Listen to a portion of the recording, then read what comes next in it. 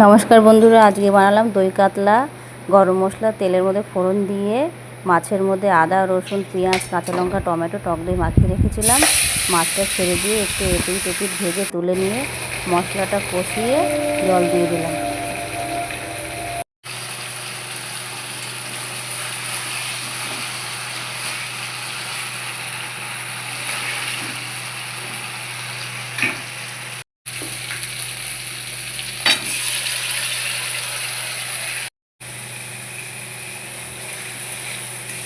মশলাটা কষা হয়ে গেছে, এবার মাছটা ছেড়ে দেব, দিয়ে একটু নাড়িয়ে জল দিয়ে দেব। মাছটা জল দিয়ে ফুটে উঠলে গরম মশলা চিনি দিয়ে নামিয়ে নেব।